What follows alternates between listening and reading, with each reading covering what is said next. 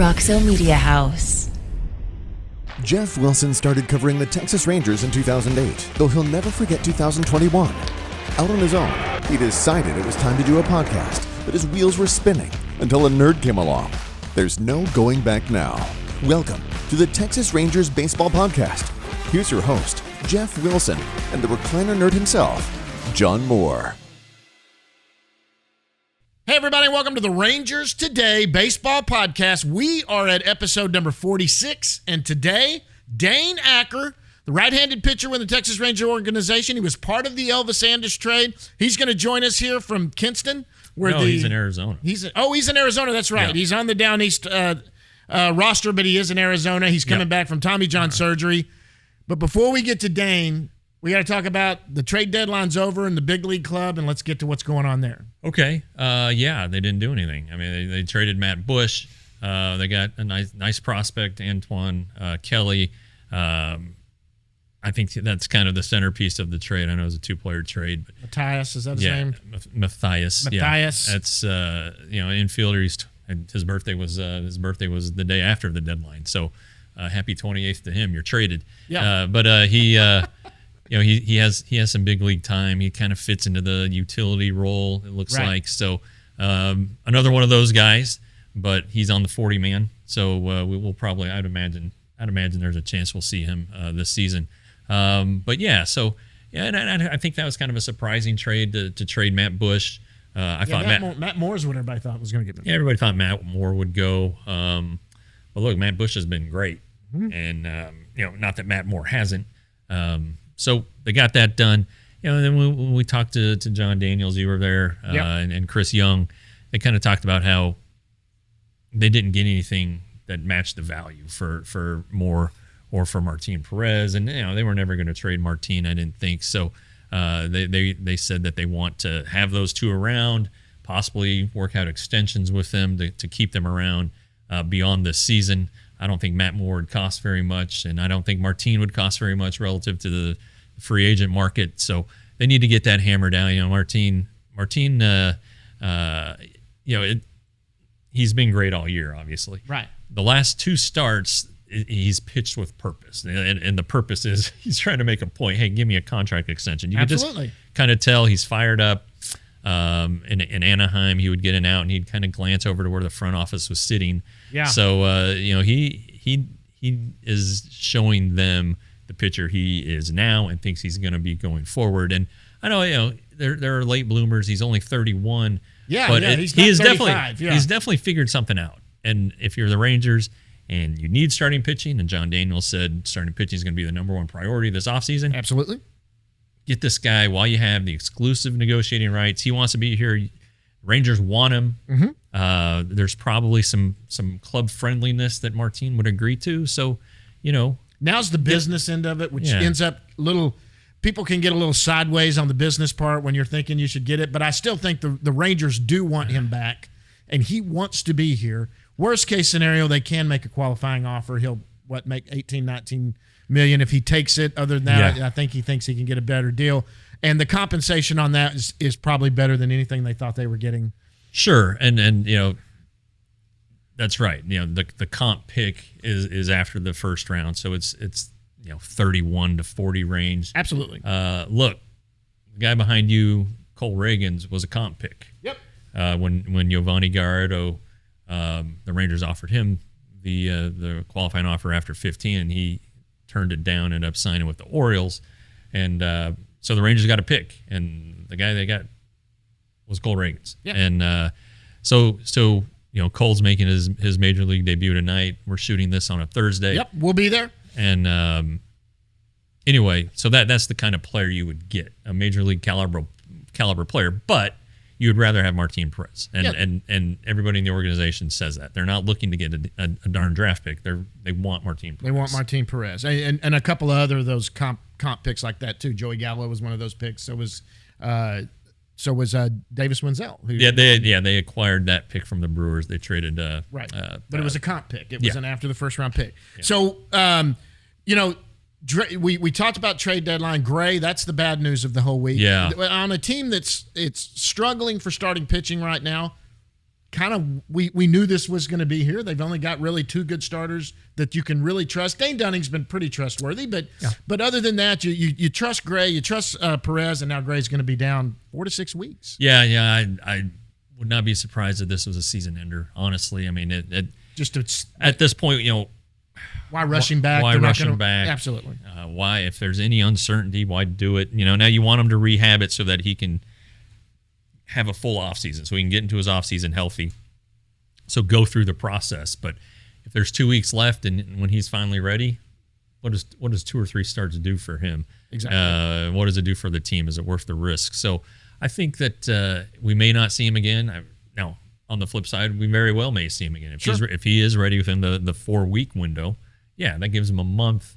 He can come back. He doesn't have to pitch a ton of innings. They can just build him up and again, give him the kind of reassurance that everything's healthy, that he can go into the offseason like he normally would, and then be ready for opening, the start of spring training, not opening day, the start of spring training. Sure. And he told us after the game, too, it's something he's never felt before. They said, any bright side to this? He goes, it's not my arm. Yeah. He goes, it's not my arm. I mean, This is something I felt, tried to struggle through it for a couple pitches afterwards because he'd never felt anything like that before. Yeah. And so, that's good. And why rush? That's a good point, like you said. So with that being said, Cole Reagans is coming up. Cole Reagans going to get a shot. Yep. There are a few other guys, not just pitchers down there. Who do you think we might see coming up here in the next couple of months? I from a prospect perspective, I think Yuri Rodriguez will come up. I think that's, Gary's been, used to be a starter, but he's throwing like close to 100. Yeah, he's hit 100 a couple times. The bullpen obviously needs help. Sure. And you might as well, what is it? The insanity and, repeating everything, whatever it is. It's to that point. You got to try something new, and Yuri Rodriguez would be something new. He's on the 40-man roster, so you don't have to clear a spot. Right. So that's good. I don't know if you'll see like John King again, or maybe you will. They have to earn it, though, and it's not like they've been pitching. That's what Chris Young said. They haven't necessarily been pitching great down there, right. So you got to earn it. And then I think Bubba Thompson at some point has to get called. Yeah, I think that's coming too. I mean, I think we talked about it the other day, or maybe even the last show. They're talking about they've been saying, well, we need to see at bat qualities. Well, look, each month, his walks have gone up and his strikeouts have gone down. And he's hitting 300. At 305. So you can't tell me that a guy hitting 300 is not having good at-bats. Exactly. A good at-bat is a hit. That's a great at-bat. And he's having those 30% of the time, it seems like. So I would expect that he comes up. There's uncertainty in left field. They've been playing Cole Calhoun, and Brad Miller's on his way back. I think he had a home run last night. He did, yeah. You know what they're capable of. You know that player. Right. Calhoun's probably not going to be back. Miller is under contract. Get Bubba up and give him a chance. See what it looks like. The speed is spectacular. On the bases. He's such a good defender too. He's a very good defender. Yeah. Think of that outfield right now with Leody Taveras in center. You got Garcia in right and Bubba in left. Offensive side, that defense right there is a good defense. Sure. That is a athletically good defense. Well, and at this ballpark, it's a big outfield. Yep. And you need guys like that. I mean, say what you will about the Astros and their sign stealing, they had a terrific defensive outfield those years. Yep. So, they caught everything. Yep. And that's kind of where you want your outfield defense to be, especially in a big ballpark. So, that wouldn't surprise me at all. And beyond that, I think Cole Winn still might get a look. Josh Young, I think, definitely gets called up once he's healthy and goes to AAA and hits for a couple weeks. I just can't see that not happening. Not now, especially he's playing defense. Right. We didn't, the whole thing was he's going to come back from this. He'll be here by August and he'll be DH but he's playing defense. Yeah, and even if he can only DH, even if that's all they want to do, great. Yeah, get him up and get him some maybes. Yeah, because he's Rule 5 eligible. So you're going to have to put him on. So you got to put him on. Might as well do it now. Do it now. Yeah, absolutely. I agree. Anything else before we get Dane in here? Well, I do think Dallas Kykel is another guy who we're probably going to see. Just part of the reason the bullpen has been not good is because they have to work so much. Yep. And Dallas Kykel has had a really bad year. There's just no other way to say it. I mean, but he pitched well the other night at Round Rock.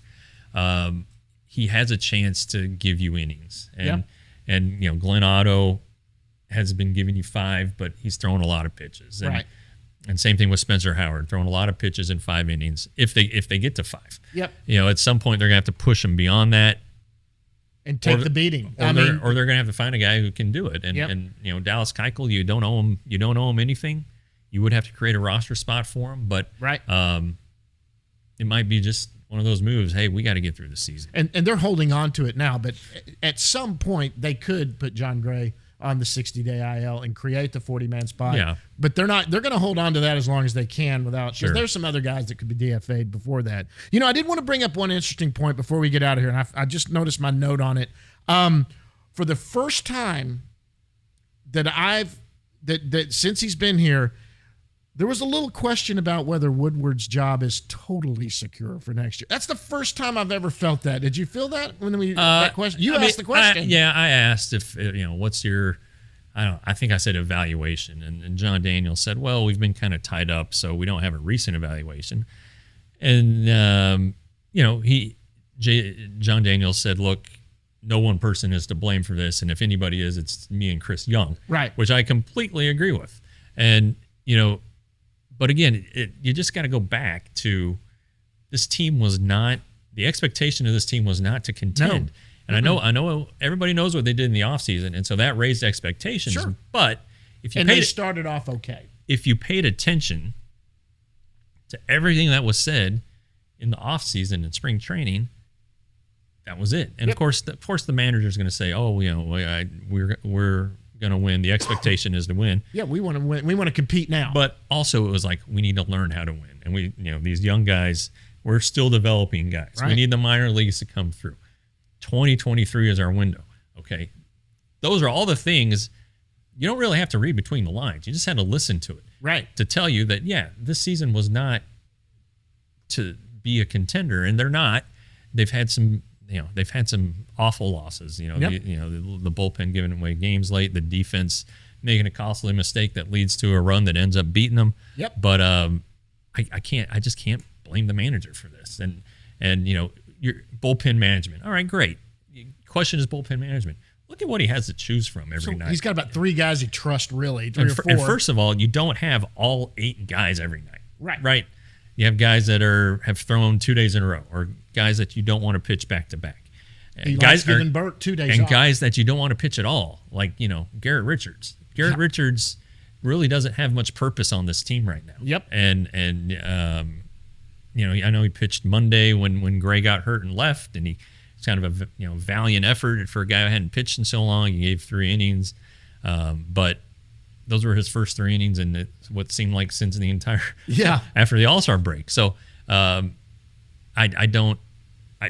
if you criticize the manager for bullpen decisions, you've got to look at what's available every night to him and realize that these aren't the nasty boys for the Reds, in 1990. This is not necessarily the best bullpen you're ever going to put together. Right. And it needs to be better. And when it's been good, it's been good. But right now, there's no margin for error, and there are no real great options. And the reason I brought it up, it was weird how they kind of answered that question. I've said all along, next year, Chris Woodward's seat should be hot. This is a team they expect to play. They should be better to do that. But I've said all along this year, and I'm not trying to say, I don't know if Chris Woodward is the answer to this team when they're competing again. I don't know yet. But I can tell you right now, I've made this little funny quip all along. You can't go to a chef and give him the ingredients for a grilled cheese sandwich and then be pissed off when he doesn't bring you a steak. Yeah. I mean, that's just very simple. He doesn't have meat back there. He's having to deal with what he has. Yeah. And then someone tried to say, well, there's some badass grilled cheese sandwiches. And I'm like, there are, but they don't win World Series. Steak wins World Series, right? Yeah. I mean, so that's exactly right. But anyway, that was just, I had to bring that up before we got out of here. Let's get Dane in here in just a second. Anything else before we get to Dane? No, just $5.99. $5.99 a month at rangersday.com, rangersday.com, $5.99 a month, $60 a year.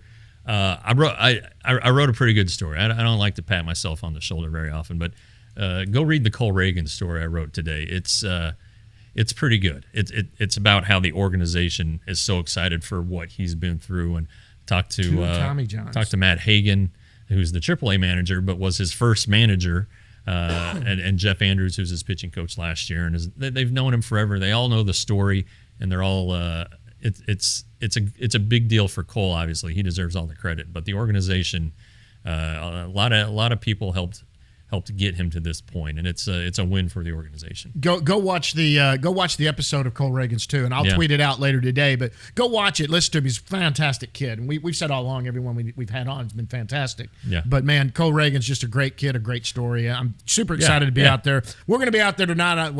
This won't be out before that, but anyway, let's get Dane in here. Sounds good. So we're going to go to Dane.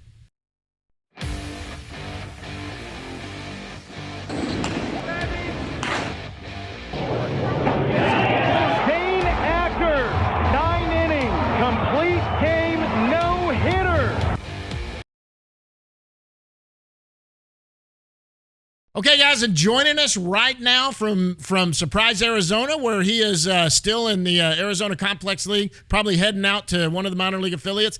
It's right-hand pitcher Dane Acker, part of the Elvis Andrus trade. Dane, how's it going, buddy? It's going good. It's going good. Ready to get out. Ready to get playing finally. So let's. You had the surgery, Tommy John, in May of 21. Yes. How long have you been in Arizona? I have been here since, I had surgery May 26th, and I got out here about a week and a half after. So beginning of June of last year, been out here pretty much the whole time. Every now and then get a little break, go back home, see some family. But for the most part, been out here the whole time. Yeah, I think the Rangers started training there in 2003, and I wasn't there, but all the reporters who were there said like the only place to go drink beer was like at Applebee's, and there just wasn't a lot. Surprise isn't bad. Now I give it a lot of crap, but Surprise is okay. What are your thoughts of Surprise, Arizona? It's very quiet. It's pretty nice for just like a relaxing. Like, there's not too much to do, except maybe go golfing or out to eat somewhere with some friends or something. But that's other than that, it's pretty quiet, which I don't mind the quietness. I'm not a big fan of the real loud in the middle of a big place. So quiet's good. It's hard to get in trouble in Surprise. Yep. Well, that's the one thing. Yeah, exactly. But all these years, you never really hear of anybody getting in trouble in Surprise, like from a team perspective, and it doesn't happen a lot anyway. But it does happen occasionally. But Surprise is pretty much it's an older community, a lot of golf courses, a lot of retirement, a lot of retired folks, a lot of heat. They eat lunch early, they eat dinner early. Places close down everything's early. Shut down relatively pretty early as well. Yeah, it's ridiculous. But like you said, I think the light's at the end of the tunnel. It seems like you're going to be on an airplane pretty soon, headed out. How has the now that you're pitching in games, how has it been? How do you feel? I think you've made 3, if I'm not mistaken, and number 4 is coming up tomorrow. Yes, tomorrow. Yeah. So how are you feeling? I'm feeling good. Pretty excited. Just trying to stay calm. Knowing that it's getting close to getting time out of here. Just trying to still get outs tomorrow. I can throw tomorrow, so I still got to focus on what I got to do tomorrow instead of what's coming up in a week or 2 weeks. And when I'm getting out of here, I got to still focus on just making a good start, getting outs, and keeping the team in the game. Even though it's the AZL, it's still they're still trying to win the championship. Sure. They're still playing. So I'm just trying to help them get a win as much as I can on my day that it's to start. So your last one, 3 innings, looked the pitching line looked good. How was the stuff? The stuff was good. First inning I was a little overthrown, but was still in the zone. Had my first walk. Unfortunately, I'm trying to get out of here with no walks, but that's done. But it was good. Just the first inning was a little more pitches. They had some good ABs and a walk in there, so I threw like 20 pitches or so. And then the second and third inning was a lot better. I think I threw 17 pitches through the second and third inning, so single-digit pitches in both inning, and was just really just trying to attack the zone with every pitch I had. So when I was there, I saw you pitch on it was the 22nd, I think, against the Dodgers complex league team. I went over to the super secret computer where they have all the pitch data. Saw some 94s and 95s. Saw some pretty good spin on your breaking ball. Where are you most comfortable sitting velocity wise? I know we know you can get up high, but where is 94, 95 where you like to sit? Yeah, right now 94, 95. I'm fine with that. Hopefully continue to get better and it'll get higher.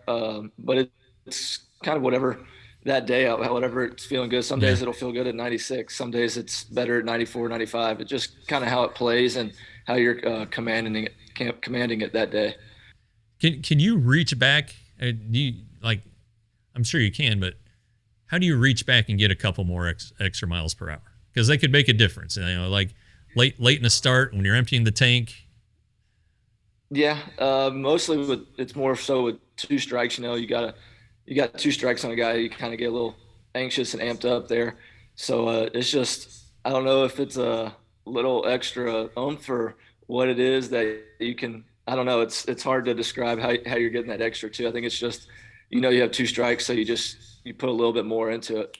Yeah, I mean, I guess my frame of reference for that is always Justin Verlander, because he'll start out a game 91 to 93, then all of a sudden he's at 94, 95, and then wham, he gets you with a 98. Yeah, and it's just like he just knows he has it, and of course he's almost 40. Right, he's pitched for a long time, so I'm sure he knows his body is well. He knows what he's capable of, and what a year he's having. But that's kind of always been like the guy. I remember when the Rangers would encountered him in 11 on the way to the World Series. He just had that extra. And he described it funny too. He would say, I like to sit 93, 96, but I got 99 in my back pocket. That's what he used to say. So do you got 99 in your back pocket, Dane? He knows it, and so do the hitters. They have to know that too. Yeah. Okay, so what are your goals here when you do go out to an affiliate? I know you're on the Down East roster now, but I think Hickory's probably more likely for you, a little more polished than a low A guy. What are your goals for this season other than staying healthy? Just picking up my innings. That's a really big emphasis here. Just covering however many innings I have that day. I know when I leave, I'll still have a little weekly progression of how many innings and pitches I can go. So really just being able to cover those innings, because I already know the bullpen is going to have to be used a little bit more on the day I start. Mm-hmm. Just since I do have a little line that I can only go. And so I'm really just covering those innings and not making them come in before they have to. And then just finishing it. I haven't been able to finish a season since before COVID started because of COVID, and then now because of surgery. So it'll be fun to be able to. I know I didn't start the season when everybody else did, but it'll be nice to just finish the season finally. Well, and that's something else you got to guard against. I mean, you're going to have some adrenaline. I mean, I know it's not a 3-deck stadium, but it's still a game that counts. And then so that's another reason why they kind of dial you back, because they don't want you to get too amped up too soon. Sure. So absolutely, I don't know. I couldn't imagine being in your shoes. How excited I'd be, and not just for leaving Arizona, but to get back to my job. Absolutely, yeah. So it's very exciting, and it is. Sometimes it is hard to contain the excitement, especially like the first outing. It was kind of, you just want to go out there, and I had the butterflies for the first time in 15 months, so it was a nice feeling to finally have that feeling back and just be on the mound and see somebody up there that's trying to hit a home run or hit it over the fence or do something bad against you. Yeah, exactly. So you brought up an interesting point on your own, but your last year of college was the COVID year. And then you made 2 starts the next year with Down East, and then had your injury. I mean, when's it? How many innings did you throw in 19? I mean, because that's really the last. I guess I don't want to say measuring stick, but the last time you had like a real low workload. Yeah. 19, I want to say, 'cause that was when I was at San Jack Junior College. So I think it was around 75 to 85, somewhere in that range. Okay. Yeah. I can't.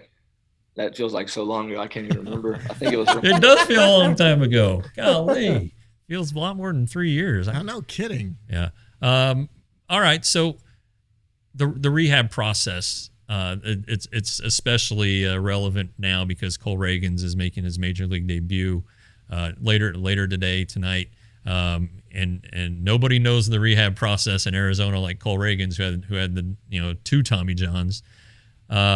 He's talked about the importance of Keith Comstock and getting you guys through those grinding days when all you can do is take PFPs, or you get to throw the ball like 5 times and then have to go and do a bunch of monotonous stuff. How do you get through it? First of all, I'd like to tell Cole congrats. I mean, everybody here pretty much knows. Yeah, he's gone through 2 of these, and it was a long road for him. And so just to see him get to that level, get up to the big leagues, I've been rooting for him. I've only known him for a year and a half, but I've heard of it, and I've kind of been through the same process, and he's been through it 2 times as long as I have. So that's awesome, and congratulations to him. But yeah, the rehab process, it's long, and it's kind of very monotonous. I kind of would look at it a week to week, and I was looking at it kind of a week to week basis and month to month basis. The first 6 weeks you're in the brace. So that's nothing. You can't really do much except see how straight or how bent you can get your arm. And then, so after that, it was kind of just to continue to lengthen it and straighten it and just try to get your range of mobility back in your arm for the first really 10 weeks. And then once you get to like week 15, I believe that's when the first time you get to start really lifting with your arm, and they start you out with 10 pounds, and it's like, dang, that kind of hurts. This is 10 pounds. It should be easy, but and then you slowly build up week by week there. And then I think week 18 or 19 is when you get to actually start. You have a 4-day week lift program. And so that's when you really hit the weight room hard and just finally get to start using your whole right side, because everything before that was you're just doing left side stuff for upper body. And then so after that you slowly, I think week 20 is when you'll get to start your throwing progression, but it's kind of like a med ball where you throw some med balls against the wall very lightly. And then once you get to week 26, that's your first week of throwing a baseball. And so that was exciting. That's what you're looking forward to for 6 months before. All right. And working to. So that's definitely exciting, but it's also kind of a little anxious. The first time you throw, you feel so out of sync. It's just, you feel almost like a robot that doesn't know how to do it, but it comes back slowly. Yeah. Even the guys that are here now that are at that mark, I just try to let them know, like, hey, it's a process. Like I was told this, and I thought the same way you did. It's going to come back. Just give it some time. Just continue to stay in the process. Yeah, all you guys have is each other. I mean, it's a big team. It's a big, I don't know, kind of a brotherhood. The rehab guys, y'all wear the rehab shirts, and we're red group. But that's right, the red absolutely. Group. We saw it when we were out there at spring. Yeah. No, I was lucky enough to have Kyle, Cody, and Matt Wivenis and Scott Engler and Noah Bremer. They're all here, and most of them have been through the Tommy John process already. So, and then having Kami here, Keith Comstock, he's awesome. He knows it all. He's been through so many different things. So just falling back and asking them questions just throughout my process has really helped as well. I saw him. I didn't talk to him when I was there a couple weeks ago. It looks like he needs to rehab his knee. He's limping around. He was limping around a little bit. Oh, you don't tell him that. He's fine. He ain't gonna do that. Yeah.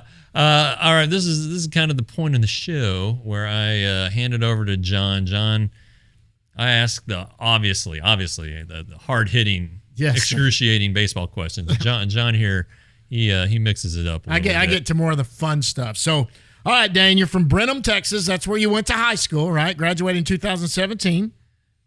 That's right. Did you play any other sports when you were in high school? No, sir. When I got to high school, I just straight baseball. Did you play any growing up? Did you play basketball, football, Basketball, anything? soccer, football, all of it. Baseball, though, was it once you got to the high school level? Oh yeah, that was always the main focus growing up. All the other sports were kind of the fun, like the just extra, but baseball was the main focus. Now, you originally out of high school, you committed to Rice. Now, I know you ended up playing at San Jack and you ended up at drafted out of Oklahoma. We're going to talk about that in a little bit. When you went to Rice, was there any other school you were considering before Rice? No, not really. That was just kind of my best option out of high school. I was kind of a late bloomer on the scene with baseball and everything, like in the summer. So Rice was kind of the best offer in most sense that it made. So that's why I went there and was happy to play there for the year that I was there. Then you end up going to San Jacinto. You played there at San Jacinto College, and then you get drafted out of San Jacinto College in the 23rd round by Arizona. Later, you get drafted in the 4th round out of Oklahoma. You go from San Jack, you go to Oklahoma. You get drafted in the 4th round out of Oklahoma. Okay, we want to go back to the first year you're drafted, 23rd round. I mean, obviously you weren't in New York or where they were this year. You weren't sitting there at the table. How did you find out you got drafted? Who called you and how'd that go down? So I remember this. I was at my grandparents' house. Me and my sister just went over there to, because it was right after the season. I had been at school for 5 months, so I came back and I just went to my grandparents and was just hanging out with them. And then I started getting a bunch of texts on my phone. And so I look at my phone and everybody's saying, congrats. And I had no clue. I had told my agent previously, I was like, hey, just go, like, tell everybody no, like I'm going to school. So I didn't think somebody would just draft me, even though I already said that. And then I kind of scrolled through Twitter because I kind of had an idea. I didn't know what else I'd be getting told congrats for.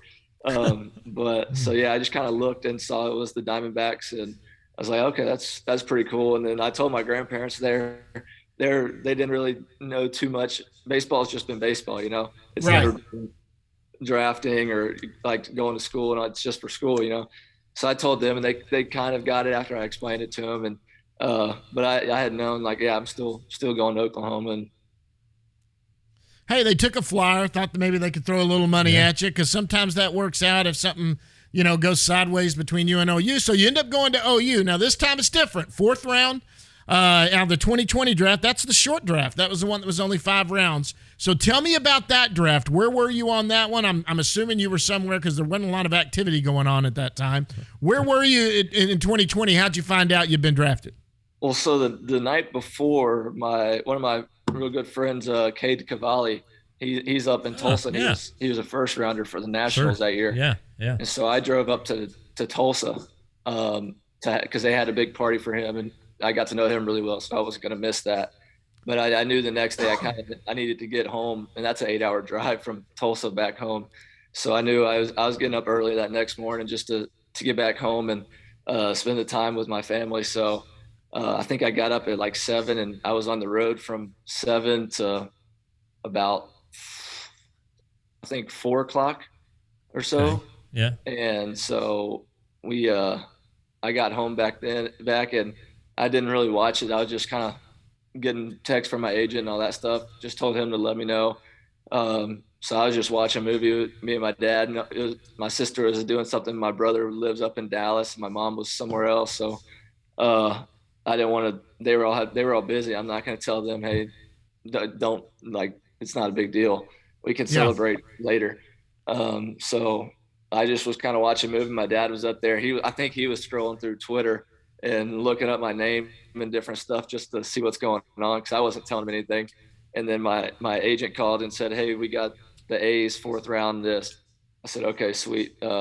Is it for sure? Like, everything's good? He said, yeah, it's locked in, And so I got off the phone, and my dad's kind of sitting in the back. He goes, well, what was that? I said, he was just giving me some interesting stuff, like telling me something. And I said, it might be coming up. I'm not really sure. I don't know what team. I didn't want him to know. I didn't want him to ruin the surprise for him. Yeah. Right. And so I just flipped it on the TV, and he's sitting there. He's going through it. He's the university. He's next one. And he's just sitting there really excited. And then he finally gets the A's in University of Oklahoma, Dane Acker, and all that stuff. And it was awesome. He was real excited, and it was a great time for me and him just alone. Because I mean, me and him, that's what it's been. We've always been at the field practicing, throwing, hitting. You know, it's been us two. So it was awesome to get that time with him. That's great. That's fantastic. That's a pretty good one. Yeah. Now this is another one of my favorite ones. You are one that has had this happen, so it's always fun to ask this. So you were part of the Elvis Andrus trade. So you got traded here along with. I mean, there was a big three. Oh, the Elvis was Chris Davis, Jonah Heim, all of that Acker. that came. So where were you at when that went down? How did you find out you were coming to the Texas Rangers? I was at the field. I was just getting out of my truck, about to go throw, and I was getting a call from Clearwater, Florida, and I don't answer the phone like if I don't have the number, and so I was because I kind of had a feeling, honestly, that I had actually looked like previously like trade rumors at stuff, which I knew the A's needed a lot of money, and then they needed a shortstop, and so they had to do something. And I didn't know like if I was a target or something, and so I had previously looked like a week before, didn't see anything. And then at the field, I got a phone call. I said, I'm going to answer this one, like just in case. And I answered, and it was the assistant GM. I can't remember his name for the A's. And he said, hello, we haven't met. And I said, okay, like, how's it going? He said, well, it's going good, but we've actually just traded you to the Texas Rangers in a deal for Elvis Andrus. I said, oh, okay, and just thanked him for getting me the pro ball and drafting me and all that stuff, and then let me know that CY was gonna call. And then as soon as I got off the phone with him, I get another phone call from CY, and just telling me congrats, we're excited to have you and all that good stuff. And then by then my phone was already blown up. I must have been one of the last ones to hear about it. And I was getting text and phone calls and everything, and I tried calling my dad and my agent. My dad was sleeping and my agent was around his phone. And then, so I was like, I'm just going to go throw. I'll tell him later. And so I get back home. He's still sleeping on the couch. And I come in. I was like, hey, I just got traded. He goes, what? Yeah, I'm a Texas Ranger now. Well, if you're going to be traded anybody, I mean, I guess you would have wanted to stay in your state. Astros or Rangers. I mean, yeah. Did you grow up an Astro fan? I did. Yeah. So I mean, so the Astros, you had to go to one of their rivals and come down and hang with Texas. Now you're a Texas Ranger fan. Yeah, but when you said you were at the field, I was thinking, oh well, he was in Mesa, but I mean that was the year that minor league camp was delayed. Oh yeah, it was February. February 6th. February. So I was still back before spring training. Yeah. No, I was at my son's youth basketball game, and I had taken him. And my wife was coming later with our daughter, and I got the news, and I was like, no, she was not going to come. That's what it was. She was not going to come. I was like, you got to come. She's like, why? I was like, well, the Rangers just traded Elvis Andrus. I should have said the Rangers just got Dane Acker. But I said the Rangers traded Elvis Andrus, and I got to go home and write. So she came, and I walked out as she was coming in, and fortunately, I don't think I missed anything on the hoop side, but. I remember that day. Yeah, I remember it too. Not quite as much as you, but I remember it. It's exciting for you too. Okay, so outside of baseball, what do you like to do? Do you hunt, fish, play golf? You said something about playing golf. What do you do when you're outside of baseball? I enjoy golfing and fishing. Fishing kind of more by myself. Most of my friends they don't really have the patience for fishing. Yeah. So fishing is kind of me and like my brother and maybe some other friends, but I enjoy doing that. Like if I just go off by myself, find a little pond and go fishing, and then golfing. Yeah, I would kind of pick that up during COVID. Before, like I'd go hit on the range, just waste some time, waste some golf balls. But then once COVID hit, that was pretty much all you could do was you're outside and you go golfing. So I actually got a set of clubs and then started taking it a little bit more serious. And then it's definitely nice just to kind of get your mind off of other stuff, to just go out there and try to hit the ball straight, which most of the time it's not going to go straight, but we can try. Take your mind off of the worlds and get really, really pissed at a golf ball. Really pissed at a little white ball you're chasing around. Hey, so what's your handicap? I know that Cole Wynn's a pretty good golfer. Are you in his level, or you just out there? I'm not even sure. I had a big break. They finally started letting us golf out here from rehab. So I was getting, I'd say pretty good for myself, but for Cole now, Cole's way above me with that. So I think my last time I golfed before I got hurt, I shot an 84. That'll work. And which I mean, I was happy with. It's sure. Still like 15 over par or whatever, but that's fine. 85 was good. And then I finally, probably 2 weeks ago or so, I think I shot at 85, and that's the best score I've had since having surgery. I've only played a few times, but definitely not near the level of Cole or like Owen White. So they're definitely a lot better than I am. What time do you tee off out there? I mean, you got to get up early, right? Early, yeah. See, the heat, that's the thing. Like, it doesn't really bother me. I'm fine with going out at 11 or 12 and then just going through the heat of the day, getting done around 2 or 3. So it doesn't really bother me too much. Oh, is anybody on the course? No, that's the other thing that's nice. Is like most of the time it's not going to be too packed. So usually you're playing a quicker round of golf, and that's the pace of play is nice. It's tough when you're just backed up behind 3 different groups and you're just sitting there waiting.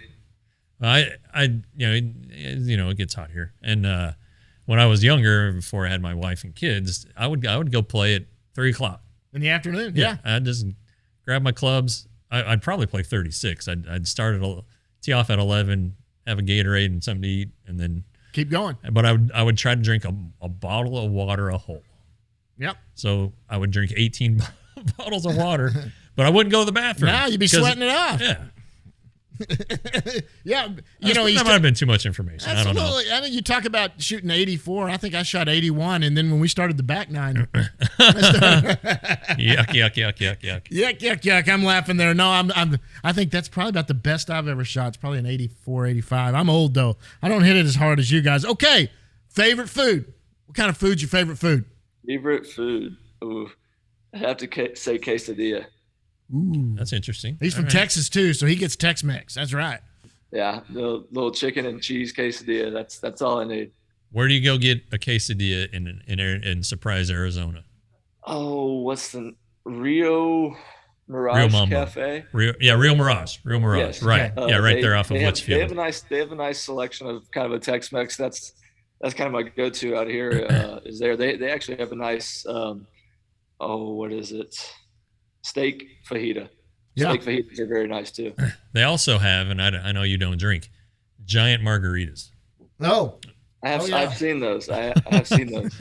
I've only seen them. Yeah. Okay. Okay. So we got to get into your favorite fast food. So when you got it, whether it's back home, it's there. When you got to get something, you're on the run. What's your favorite fast food? Oof, my favorite fast food. I'd have to say Whataburger. Yeah. Oh yeah. Have you tried the In-N-Out? Everybody, the big Texas guys, everybody try to say In-N-Out. I don't mind it. I know there's kind of it's not bad, is it? Between West Coast and like Texas, but I don't mind it. I like the burgers; they're nice. The fries are a little iffy, but I do like the burgers. I'm not gonna lie. But you're a Texas boy like us. You like Whataburger. That's the winner. All right. Have you ever been to Whataburger in Arizona? Yeah, they actually just built a new one. 2 miles from our. Oh, is that right? Here. Oh, okay. Because I knew there was one down Bell further toward the Mariners and Padres facility, and then there's one south off of. I think there's one off of Waddell now. Oh, okay. Out by that big Costco. Aha. Well, There you go. I didn't see it the other day as I was flying down the 303. I'm surprised I've never gotten a ticket on the 303, especially now. It used to be until probably 5 years ago. It was a 2-lane road, and it was terrible. And ever since it's been a highway, it's been a game changer. Just you came in at the right time. Yeah. And like Bell Road, that bridge that goes over Grand, that used to be like the worst intersection in the country. It was awful. Awful. I mean, Bell Road ain't great, but it's a lot better than it used to be. A lot of lights. Okay. If you get lucky with the green lights, you can make it pretty quick, but you miss one and you're there for 20 minutes. Now, this is a very important question. Have you ever been to Booties? I have not. Oh my God. All right. It's not a topless joint. It's actually a little wing place, right? It's a wings and burgers right off of Reams and Bell. It's good. You'll like it. It's really good. Anyway, that's the baseball writer hangout in the in spring training. So they take care of you. So they like writers, and they know when players are there, so they'll take care of you. So if you like wings, that's your place. We got to get Booties to sponsor them. I mentioned them probably. Dude, we didn't get a sponsorship. It's kind of pathetic, but all right. Last food question is your favorite home cooked meal, and who cooks it? Does mom cook it? You know, grandma, who? What's your favorite home cooked meal, and who cooks it? Could I make them both, grandma and mom? Sure, absolutely. Yeah, sure. We don't. My grandma makes some good fried chicken with some corn and sweet rice. And every time I'm home and at her house working, doing something for she always asks, "You want lunch?" Yeah, Nana, what you got? She goes, "Oh, I'll make you chicken tenders, fried chicken tenders, and sweet rice and corn." That's perfect. That's definitely the best for her. And then my mom, let's see. I just have to say the chicken parmesan. Just a nice, relatively quick, easy meal. But she makes it very nice. And you can shovel it away, I'm assuming. Yeah. I think Dane. No. I mean, but you're lean and mean, man. You're not. I mean, there's. Yeah, you can't. I couldn't see an ounce of fat on you. Not that I was looking, but like if you look at me, I've actually put a lot of weight on, man, since I've been out here. If you look at me and John. 15? Well, yeah, but it's healthy weight. If you look at John and me, it's like, all right, these guys don't do anything. But I'm an old fat guy. So are you kidding me? But yeah, I say this pretty much every other show. Baseball players eat so much. Oh, keep the energy up. It's unbelievable. Yeah, working out, what they're doing, the heat out there too. Got to have energy. David Murphy was telling us about that when he was on, former Ranger great, and all of that. So last question, we're going to let you get back to it before we see you somewhere out into the minor league system and you get away from Arizona. This is the one that we've gotten some great answers, and we love this question. It's, what is something that nobody knows about Dane Acker? And let me give you some examples because we love to point these out. Jack Leiter, I don't know if you knew this. He hates peanut butter. Can't stand peanut butter. Davis Wenzel got his finger cut off. He did. Yeah. Let's see. Who was the other one that runs around naked? Blaine Krim liked to run around and hit baseballs naked when he was a kid. What is something nobody knows about Dane Acker? Okay. Since they were going with the younger version, I'll go. I threw a golf club at my brother one time, missed, and broke our window.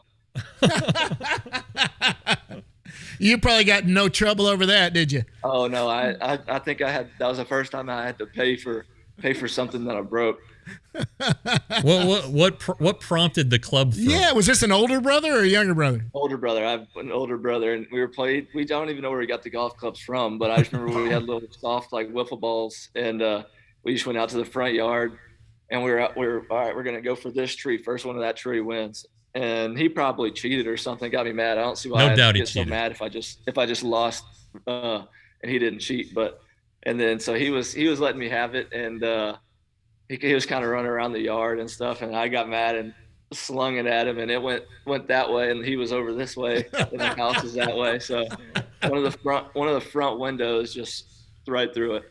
Oh goodness, I can only imagine how mom and dad felt about that. Oh yeah, goodness. It was one of those that I was not ready to go inside, and I did that. I'm glad your controls improved since then. Yes. Me too. So what was the bill? What was the bill on this window? Oh, I want to say they made me pay like $200 or something. It was probably more than that, but yeah. I want to say all I had was $200. I wasn't very old, so it was either $200 or a lot of mowing and weed eating and weed pulling. You paid for it. You probably got that also. Yeah, you paid for it. Yeah. Yeah. All right. Well, Jeff, anything else before we let him get back to it? No, but as always, thanks for stopping down. I mean, I know you're probably about an hour and a half from going to the field, maybe a little sooner, but to get up and get out of bed. I know ball players like to sleep a little later, but we really appreciate you coming on. And again, last week, thanks for your time. It was good meeting you, and got a story coming up on you. So Don't mess it up. I got you. I'll try not to. All right, Dane. That's Dane Acker, right-hand pitcher for the Texas Ranger. Dane, good luck in the next start, and thanks for joining us, buddy. Yes, thank you for having me. All right, see you, man. Roxo Media House is a streaming and production company located in Fort Worth, Texas. From video to podcast production and social media broadcasting, Roxo Media House strives to deliver a dynamic media experience for clients and fans. With 15 shows, we have something for the whole family. Join the Roxo Media community today. All right, a big thanks to Dane Acker for stopping down with us. And speaking of Dane Acker and the minor leagues, it's time to go down in the bus leagues. Let's talk about the minor leagues, what's going on there. Arizona Complex League, they are playing. Josh Young's playing there. A couple of big names over there. Davis Wenzel was there, but he's back in Round Rock now. Cody, everybody remembers Kyle. Good guy. I talked to him a couple weeks ago, right before I talked to Dane, actually. So he actually had some good big league stuff when he came up. Yeah. He made there was talk that he'd be in the rotation to start 2021. He ended up in the bullpen, and I'm going to have something on him coming up soon. Okay. Just kind of his road back and what's in store for Cody. But anyway, that ACL team, they not the knee. Arizona Complex League. They won 16 in a row. Oh my gosh, they're good. They actually won the game that I was at and then lost the next night to end the streak. So it wasn't my fault. Nope, you were there for it. But anyway, that's a real good team. And last week I wrote about at rangerstoday.com 4 teenagers from Latin America who are like the stars of the team, and Gutierrez, Anthony Gutierrez, who the Rangers just think they have got a really good player. So anyway, a lot. It's interesting. It's the team this year is mostly kids from Latin America now. Now that the draft picks have signed, some of them will go there. The roster will be changing. Guys are going to get moved to down east. Okay. I would think Daniel Cueva, who I wrote about. Yeah. I think he's leading the whole team. I think Gutierrez has a chance. Morobel has a chance. He's hitting very well too. They're reworking his swing, trying to get some lift in it so that he hits more balls in the air because he has really good exit velocities. But it's an interesting thing. I would always wanted to go out there for what used to be the Arizona Rookie League. Right. Just to see what their days are like. And they don't spend a lot of time outside, fortunately for them, but it's an interesting dynamic that you don't get to see a lot. It's just got a different feel. It's kind of like spring training, but not quite. So anyway, good team there. Down east, we'll go down to down east. 47-50 overall. They're 14-17 in the second half. 1-9 in their last 10. They're struggling a bit, but they've had some promos come out of there. Current streak, they've lost 6 in a row. These are the babies. I call them that. The youngsters, man. These are the little ones, and it's more about learning how to play every day. The grind of a season. Yeah, well, they go through stretches. All teams go through these stretches. I mean, Mitch Bratt pitched the other day, and a former guest of ours who'd been so good. He gave up no earned runs, but he ended up getting the loss because some errors made behind him. Sure. It's still there's still some good pitchers there, but they're young guys. That's where Cam Cauley and Ian Muller are. That's where, like I just said, some of these ACL guys are going to end up. So with young players, you get a lot of inconsistency. Sure. And you got to ride it up and down, and right now it's kind of in a down. Yeah, and I've always said this: you don't pay attention to ERAs when you're that low. I mean, you do a little bit, but there are balls that are hit that don't get they become hits because the kid in the field doesn't make the play. We're in the big leagues; they're going to make that play. Sure. So that happens all the time. It's more about how many strikeouts they have as compared and how it's going. But anyway, that's a good one. Hickory, that's high A. 52-46. They're 14-8 in the second half. 5-5 in their last 10. They've won 3 in a row. Yeah. This is. Throughout most of it, there's a couple of promotions that have happened, but they've been about one of the best teams in the system with the most loaded young talent. Oh, yeah. It was either them or Frisco. Probably Hickory, just because the pitchers that they had to start the year it was a heck of a rotation. Yeah. And not all of them have moved on, but it's still a good rotation. TK Roby's been pitching better. Larson Kindrich had a rough one, his first real bad start since that was being just promoted yesterday, from down east. But this team still has Evan Carter, who's Sajasi, still a good player. Sajasi, obviously there, Hover, who I think is a good player. So you got talent there. Yep. And but they did just lose two big guys this last week, and one of them is on the screen behind me. Yep. Luis Angel Cunha, the infielder, he left there. We're batting 300 with a 900 OPS. Guy steals bases, hits for power. He does a lot. Great fielder. We were watching the other night when he made the nice diving play. So well deserved. And also Aaron Zavala has joined him at Frisco and has gone off to a great start. His first game he drew 2 walks. That's been his calling card. His patience at the plate, his strike zone recognition. He does not chase. He just doesn't chase. And so I think for his first game to walk twice, I think that was pretty important. And last night he hit his first home run, had a couple doubles. Yeah. So here's what I've said about this guy, and I've thought this all along, and this is the truth.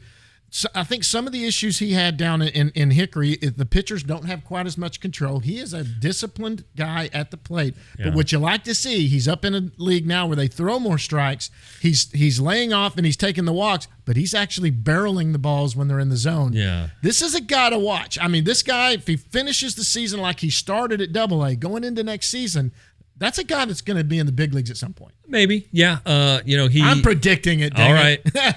No, he had a slow start, but the on base percentage was always there. Yeah. The power kind of came gradually, and then he hit 6 home runs in July. Right. Before he was promoted here, just last weekend. So, it's like he's putting it all together. He was a great college hitter. Yep. Pac-12 the offensive player of the year, 2nd round pick. So obviously he's talented.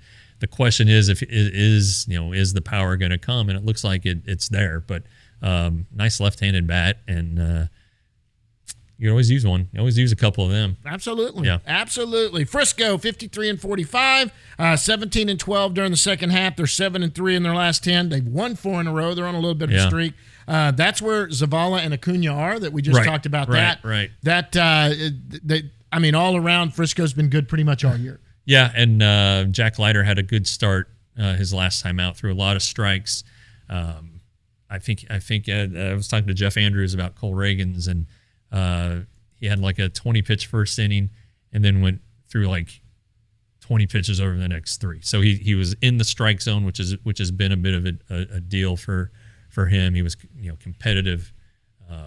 So that's good. And I think, I don't know if I said this on the last show or not, but I think that Kumar Rocker just being in the organization, his old college buddy, is going to fire him up a little bit. Owen White being there, I know Owen's currently getting a little rest for a little shoulder fatigue, but I think having those two, I think he's going to get a push. And not that the other guys weren't pushing him, but it just seems like they're a little more competitive, maybe have a little more fire to them, and maybe that's something else that Jack needed. But I think all the pieces are going to come together for him. And then as we go to talk about Round Rock, I think the same thing's going to happen with Cole Winn. Yeah. And, I'm going to give a big shout out to Eddie Kelly. He's the photographer that shoots all the games for AA and AAA for the Rangers. And he's become followers of us. He likes us and does that. And he texts me. He makes these ribs, apparently. They're really good and all of that. Yeah, Davis Wenzel loves them. Yeah, Davis Wenzel. But everyone that's had it this week, he had Dustin Harris had some. He hit a home run.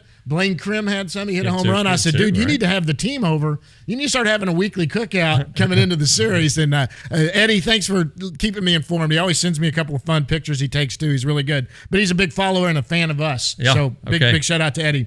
Let's go into AAA. They're 55-46, 7-3 in their last 10. They've won the last one. This is where Reagan's was. Co-Win is. The guys here are the ones. Bubba Thompson. We heard a weird story a while ago about Bubba. We're going to find that out a little bit later. But a weird story that he might be getting called up. They might be getting called up. And like a weird story that he got arrested for walking down the street naked or something. Yeah, nothing like that. No. Yeah. He somebody said that. I'm not going to say who, and he actually said the guy took it down now, but who knows? It could have been a friend that said, we'll find out. We're going to be at the stadium here in a little bit. But anything else about Round Rock? Cole Winn's last start was really encouraging. Yes, it was. It was actually good. 9 strikeouts in 5 innings. Right. He was aggressive in the strike zone. That was something that they've talked to him about. Look, this guy, you got 2 more months to make it to the major leagues, and that was his goal all along. Back in when we had him on the show, I think it was December, right before Christmas, or maybe it was right after Christmas. Yeah. One of the two. I think it's before. Anyway, he said, obviously his goal was to reach the major leagues, and a lot of us, and myself included, thought that he would already be in the rotation at this point. Because there's openings to be had, and he's not, but that doesn't mean he can't be. And again, he is also a Rule 5 guy who, you're going to put him on the 40-man. There's no they're not doubt going to about let it. him go. No doubt. So if he's pitching well, might as well do it in season. Do it in September. Get him up. Give him a taste. Give him something to a carrot. Yep. Throw him the carrot. Give him the taste, and then yank it away and say, all right, go to spring training and earn it back. Absolutely. That and I honestly agree with you on that one. I think with what he's done, they want to see what he did on his last start, 2 or 3 more starts. But man, again, with John Gray down 4 to 6 weeks, with what's going on with Spencer Howard and Glenn Otto, there are spots to be taken on this big league staff. There are. If you are someone like Cole Winn, who is a top prospect, go shove, and I think you'll be up here. Yeah, and one thing to consider, I don't know, I don't remember if we talked about this with Cole, either on camera or if it was separate, but these guys are going to hit their innings limits at some point. Yes. Cole's already at 94. Cole Reagans is at 94 and 80 last year. Through 80 last year, right? So that is definitely something the Rangers are going to monitor. And Cole Winn, who I don't think he got to 90 last year, as I recall. He's also going to be kind of in that area where you don't want him to use too many bullets. So it'll be interesting to see. Maybe they come up in tandem a little bit. Who knows? But I think change is afoot. Possibly Bubba Thompson coming up here soon. He's been so good at AAA, and we talked about that already. And don't get me going again. But before we close our minor league segment here, behind you is Kumar Rocker. We're going to see him. He's about to be introduced here at the ballpark. Signed for $5.2 million as the number 3 overall choice. He's been at the ballpark. We saw him Monday, and we knew he was a big guy. You read the bio, he's 6'5", 245. That is an impressive figure. And he's a lot, up close, I noticed he is in a lot better shape than he was at Vanderbilt. Yeah, I don't know, but he looks lean and mean. I mean, I'm sure he was in fine shape at Vanderbilt, but it's impressive. And just curious to see what they say if he's going to pitch again. I really, if I had to predict, I know the news will be out here after this show hits the airwaves, but I think he will pitch this year. I do too. I don't think Brock Porter will pitch. He's introduced tomorrow. He's had 68 innings or something already. But I think that Kumar Rocker will pitch, and definitely I would think he would pitch an Instructs. Yep. But anyway, I see him pitching. I think that's it. We got to get out here. We got to get to the stadium, guys. Don't forget Rangers today, $5.99 a month. $60 for the year, $35 for a little 6-month subscription. Get you the rest of the season going into all the winter stuff that you're going to go into. You get some of that. So get on there and join it. Hit the subscribe button. We're over 700 now. Climbing up that ladder quickly. Had a couple of good videos go out there. Yeah. Those we had a couple of videos about Vince Corey Seager and Charlie Culberson talking about their encounters with Vince Scully, who passed away the other night. Condolences to the Dodgers whole organization. What a great man. And in baseball, really. I mean, it's a big loss. He's 94, but boy, he was in the game for 67 years. Man, when I was a kid, I'm older than Jeff. I'm not going to make it to 67, man. I can remember This Week in Baseball and those games, and that was the voice I heard on all those games I used to watch back when the Rangers were never on TV in the late 70s. National game, all of that. Sure. So. Anyway. And of course, Cowboys fans will remember that he called the catch play, the Joe Montana, Dwight Clark. So, anyway, he was great. Interesting to that. But, guys, we're going to get out of here. We'll be back at it. We'll be out at the ballpark today. We're going to have another good episode coming up next week. In a few weeks, don't know if it's next week or after that, Mike Reiner, the old Gray Wolf, has decided to come on. He is the keeper of the great game and gave the old ballpark the name The Temple. He wants to sit down and talk a little baseball and do that. It's going to be fun to have him on. Until then, guys, we'll see you at the yard.